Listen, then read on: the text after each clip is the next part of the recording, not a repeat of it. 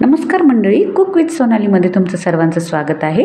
आता उन्हाळ्याचा सीझन सुरू झाला आहे आणि सर्वांनाच थंडगार असं काहीतरी खावं वाटतं. तर मग मी आज मटका कुल्फी केली आहे. याआधी पण मी तुमच्यासोबत कस्टर्ड कुल्फी शेअर केली होती आणि मटका कुल्फी सगळ्यांनीच लहानपणी खाल्ली असेल. ही कुल्फी खाल्ल्यावर तुम्हाला नक्कीच लहानपणीची आठवण होईल. चला तर रेसिपीला सुरुवात करूया. इथे मी एक मोठं पातेलं घेतलं आहे. तुम्ही कढई काही घेऊ शकता, फक्त स्टीलचं काही घेऊ नका, कारण की स्टीलच्या याच्यात खाली दूध लागण्याची शक्यता असते. आता यामध्ये मी 2 लिटर दूध गाळून घेते. मी गाईचं दूध घेतलं आहे. शक्यतो फुल फॅटच दूध वापरा. तुम्ही म्हशीचंही वापरू शकता, म्हशीचं तर लवकर आटतं. इथे मी 2 लिटर गाईचं दूध गाळून घेतलेलं आहे. आता हे फुल फ्लेमवर याला एक उकळी काढून घेते. आता इथं दूध तापलेलं आहे बघा.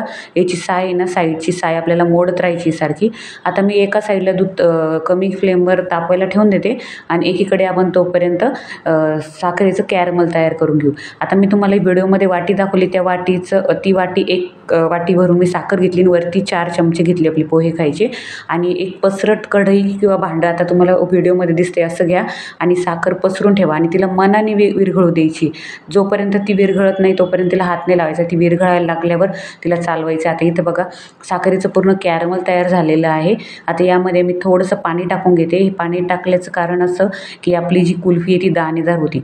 तसं तर आपण शुगर म्हणजे साखर तशी पण घालू शकलो असतो, पण जर आपल्याला रिअल जी ठेलेवाल्याची जी कुल्फी असते किंवा मटका कुल्फी बाहेरची, तसा रंग येण्यासाठी हे आपल्याला शुगर कॅरमलाइज करून घ्यायचं आहे. आणि आता इथे मी ती शुगर थोडी थोडी यामध्ये टाकून घेते आणि लक्षात घ्या, जेव्हा तुम्ही हे कॅरमल याच्यात दुधात टाकता तेव्हा गॅसचा फ्लेम कमी करा आणि थोडं थोडं करून टाका, कारण की एकदमच सगळं एकत्र टाकलं आणि गॅसचा फ्लेम जर फुल असला तर ते फसफसून वर येऊ शकतं दूध. त्यामुळे थोडं थोडं करून टाका. आता मी कॅरमल सगळं टाकलेलं आहे यामध्ये.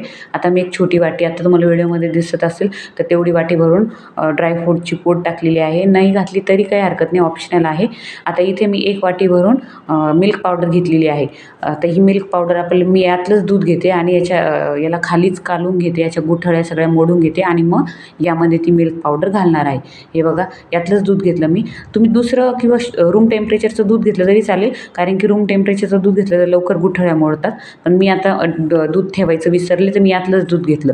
आता सगळ्या गुठळ्या मोडून घेतलेल्या आहे आणि हे जे मिल्क पावडरचं मिश्रण जे आहे ते मी या दुधामध्ये घालून घेतलेलं आहे.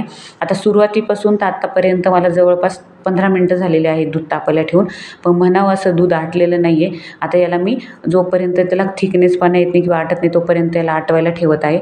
आता जवळपास मी 1 तास दूध आटवलेलं आहे आणि आता इथे तुम्ही बघू शकता आपलं दूध किती आटलेलं आहे. जवळपास 2 लिटरचं 3/4 दूध झालेलं आहे.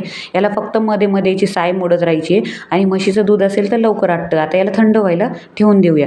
आता थंड झालेलं आहे संपूर्ण आपलं दूध. आता याला आपण जे कुल्फीचे साचे असतील, कुल्फी मोड असेल किंवा नसेल काही तर घरातले जे उभे पेले तुम्ही घेऊ शकता, पेपर कप घेऊ शकता किंवा फुलपात्रे घेऊ शकता. हे बघा मी तुम्हाला व्हिडिओमध्ये दाखवलेलं आहे.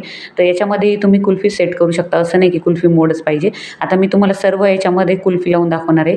आता मी हे मिश्रण जे आहे ते कुल्फी मोडमध्ये भरून घेते आणि उरलेलं पेपर कपमध्ये किंवा आपल्या घरातले जे पेले असतात किंवा फुलपात्र असतं त्यामध्ये भरून घेत आहे. हे बघा, तुम्ही बघू शकता. आणि ही कुल्फी तुम्ही नक्की ट्राय करा. ही कुल्फी खाल्ल्यावर मला खात्री तुम्हाला लहानपणीची आठवण झाल्याशिवाय राहणार नाही. मला चांगलं आठवतं, आम्ही लहान असताना ₹1 ला 2 रुपयाला ह्या कुल्फ्या यायच्या. आता शक्यतो ह्या मार्केटमध्ये दिसत नाही. असे व्हरायटी तर खूप आलेल्या आहे बाजारामध्ये कुल्फीच्या किंवा आईस्क्रीमच्या, पण ह्या कुल्फीची सर कशालाच नाही. हे बघा, आता तुम्ही बघू शकता मी सर्व साच्यामध्ये भरून घेते. काही पेपर कपमध्ये भरते, राहिलेले फुलपात्रे किंवा पेल्यामध्ये भरून घेत आहे हे सर्व मिश्रण. आता सर्व साच्यांमध्ये मिश्रण ओतून झालेलं आहे. याला मी वरतून पॅक करते. जे मोल्ड होते आपले कुल्फीचे त्याला ऑलरेडी झाकण असतं, पण इतर जे फुलपात्र किंवा पेपर कप आहे त्याला मी फॉईल पेपरने वरतून कवर करणार आहे, जेणेकरून जेव्हा आपण सेट करायला ठेवतो फ्रीझरमध्ये तर ते बर्फाचे क्रिस्टल त्याच्यावर जमा होऊ नये, कारण की त्याने मग कचकच लागते कुल्फी. आता हे बघा मी त्याला फॉईल पेपरने वरतून कवर केलेलं आहे. तसं उघडं ठेवू नका जेव्हा तुम्ही कुल्फी सेट करायला ठेवता. याला रात्रभर आपल्याला सेट करण्यासाठी फ्रीझरमध्ये ठेवायचं आहे. आता एवढं भरून माझं एवढं मिश्रण शिल्लक राहिलेलं आहे. यालाही मी पेपर कपमध्ये सेट करण्यासाठी ठेवणार आहे.